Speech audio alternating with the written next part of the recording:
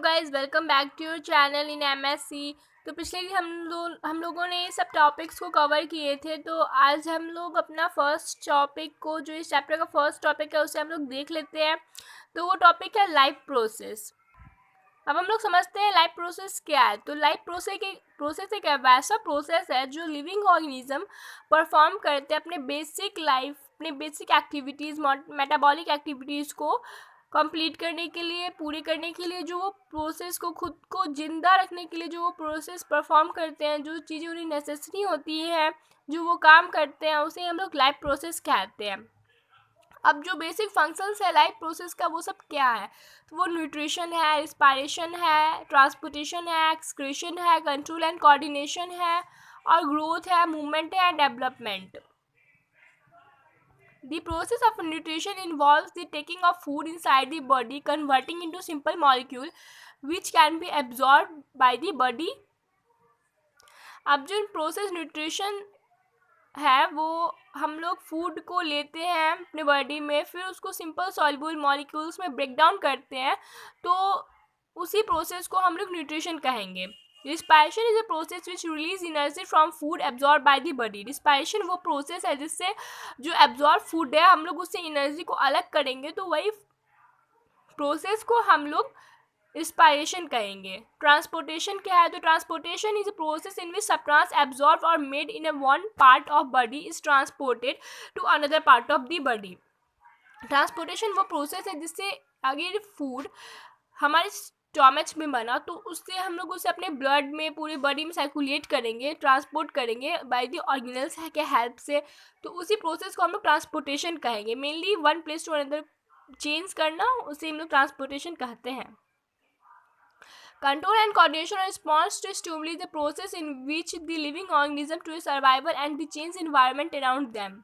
अब control and coordination क्या है? तो हमारे इन्वायरमेंट में जो सडनली चेंज होते हैं उस पर स्टिमुली, उस पर रिएक्ट करना ही कंट्रोल है, कोऑर्डिनेशन है। The process of growth involves change of a small organism to a big organism is an adult. अब जो प्रोसेस है, जो स्मॉल से बिग होते हैं ऑर्गेनिज्म, फिर बिग से एडल्ट होते हैं, तो वो भी एक प्रोसेस है, life process. Energy is need for the life process. Energy जो है वो लाइफ प्रोसेस के लिए इम्पॉर्टेंट है। All the living organism need energy to perform various life process. अब सभी ऑर्गेनिज्म को एनर्जी चाहिए अपने लाइफ प्रोसेस को कंटिन्यू रखने के लिए। The energy get from the food. अब वो एनर्जी कहाँ से आता है? तो वो एनर्जी फूड से आता है। Food is a kind of fuel which provide energy to all the living organism. Food जो है एक फ्यूल की तरह काम करता है हमें एनर्जी देने के लिए, हमें ऑर्गेनिज्म को एनर्जी देने के लिए। For example, the energy is required by an organism during every time. Example slip, जो हम लोग एनर्जी जो होता है वो हमेशा चाहिए होता है। जब हम लोग सो रहे होते हैं तभी हम लोग को एनर्जी की जरूरत पड़ती है। तो हमें एनर्जी की जरूरत उस टाइम क्यों पड़ती है? क्योंकि हमारा बायोलॉजिकल प्रोसेस जो है वो अगर होते रहता है, वो कंटिन्यूसली चलते रहता है। जैसे हमारा हार्ट बीट होते रहता है कंटिन्यूसली, हमारा हार्ट बीट 24/7 होते ही कभी स्टॉप नहीं होता है। फिर हमारा ब्लड का पंपिंग होते रहता है। जब हम लोग सोए रहते हैं तभी हमारे बॉडी में ब्लड फ्लो होते रहता है। हमारे हार्ट बीट को भी एनर्जी चाहिए होता है। The process of moving the digested food of the body to other material in the various part of body called transportation, and the removal of waste material from the body is called excretion. अब जो process होता है जिसके through हम लोग digested food को one place to another transport करते हैं, तो उसी को हम लोग ट्रांसपोर्टेशन कहते हैं। अब जो वेस्ट प्रोडक्ट हमारे बॉडी में बच जाता है उसे हम लोग एक्सक्रीट आउट करते हैं, तो उसी प्रोसेस को हम लोग एक्सक्रेशन कहते हैं। अब हमारा दूसरा टॉपिक आ जाता है nutrition. Food is an organic substance. Food जो होता है वो ऑर्गेनिक सब्सटेंस होता है। The simplest food is glucose. अब सिंपलेस्ट फूड जो होता है वो ग्लूकोज होता है। It is called a simple sugar. इसे हम लोग सिंपल शुगर भी कहते हैं। A more complex food is starch. अब जो कम्प्लेक्स फूड होता है वो स्टार्च होता है। Starch is made up of glucose. Starch जो होता है वो ग्लूकोज से मिलकर बना होता है। Starch is a carbohydrate. Starch जो होता है वो कार्बोहाइड्रेट भी होता है। Starch are the most common food for getting energy. Starch एक ऐसा कॉमन फूड है जो हमें एनर्जी देता है। Fat protein are the also food. Fat protein जो होता है वो भी फूड ही होता है। A wide differentiation of food, however, also include minerals, fats, vitamins and which are essential for normal growth and development of an organism. अब हमारे body के नॉर्मल ग्रोथ के लिए क्या जरूरी है, तो वो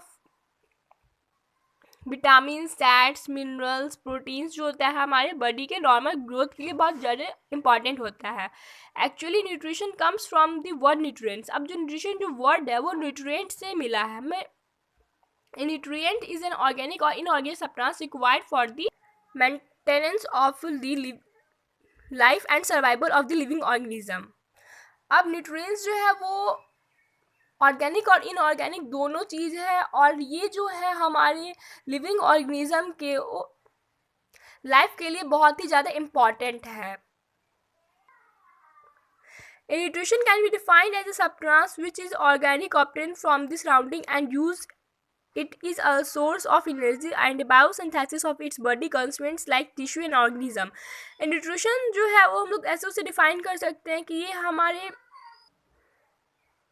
A nutrition can be defined as a substance which an organic obtained from surrounding as used in the source of energy. अब जो न्यूट्रिशन जो है हम लोग उसे अपने सराउंडिंग से कलेक्ट कर सकते हैं, हम लोग अपने सराउंडिंग से ऑब्टेन कर सकते हैं और हम लोग उसे यूज़ कर सकते हैं एक सोर्स ऑफ एनर्जी के तरह. इट इज़ ये जो होता है वो बायोसिंथेसिस होता है. हमारा जो बॉडी है वो कैसे वर्क करता है इस पर, तो टिश्यू और ऑर्गन उसे हेल्प करते हैं. For example carbohydrate and fat are the nutrients which is used for organism mainly in source of energy with proteins minerals cells are nutrients like by an organism for a biosynthesis of its body constituents like skin, blood, etc. अब example देखते हैं कि carbohydrate, fat और nutrients जो होता है हमारे body को कैसे हेल्प करता है. तो मान लीजिए जब हम लोग का स्किन कट जाता है तो फिर वहाँ पे ब्लड बहुत ज़्यादा निकलने लगता है, बहुत ब्लड होता है, तो वो वहाँ पे रिपेयरिंग जो होता है उसमें ये सब कार्बोहाइड्रेट, फैट और न्यूट्रिएंट्स, मिनरल्स जो है वो हेल्प करते हैं. फिर हमारे ब्लड के सर्कुलेशन में भी ये लोग हेल्प करते हैं. अब आ जाता है यहाँ पे the nutrition is a process of intake of food like carbohydrate, fat, protein, minerals, vitamin and water by an organism as well as utilization of nutrients by organism.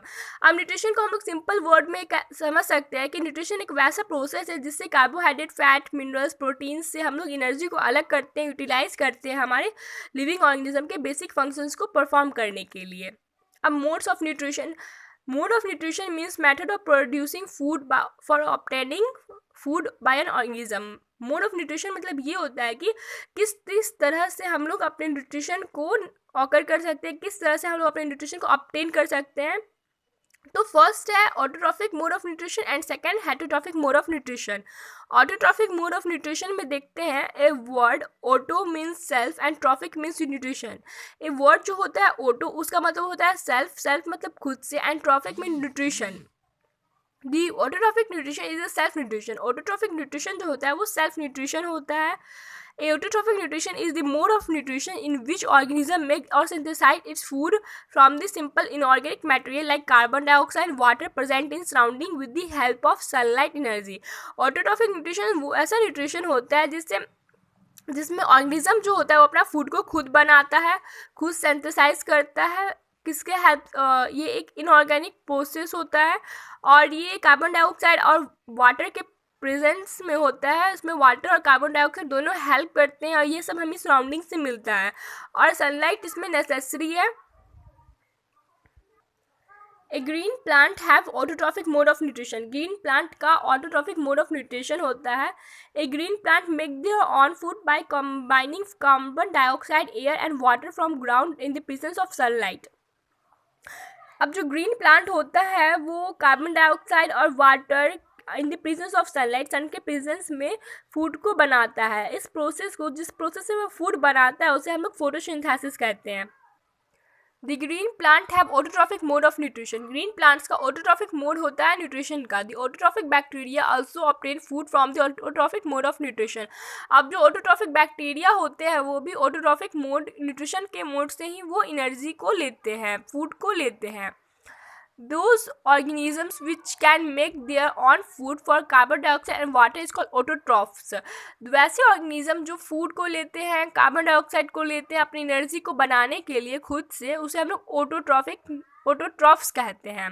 All the organisms and plants are autotrophic, सारे organism और plant autotrophics हैं। The autotrophic organism and autotrophs contain green pigment called chlorophyll which is capable of tracking sunlight energy. अब जो हम लोग देखते हैं leaf में ग्रीन कलर का पिगमेंट होता है, ग्रीन कलर का सब्सटेंस होता है, उसे हम लोग क्लोरोफिल कहते हैं, और वो क्लोरोफिल क्या चीज़ में हेल्प करता है, तो वो क्लोरोफिल जो होता है वो सनलाइट को ट्रैप करने में कैपेबल होता है। तो चलिए, ये हमारा फर्स्ट टॉपिक जो होता है न्यूट्रिशन कवर हो गया, और मोड्स ऑफ न्यूट्रिशन का first autotrophic mode of nutrition हम लोग आज कवर होता है। और कल हम लोग सेकेंड टॉपिक पढ़ेंगे इसका heterotrophic mode of nutrition. I hope आप सभी को ये वीडियो पसंद आया हो। अगर पसंद आया तो लाइक, कमेंट, शेयर, सब्सक्राइब करना ना भूलें। थैंक्स।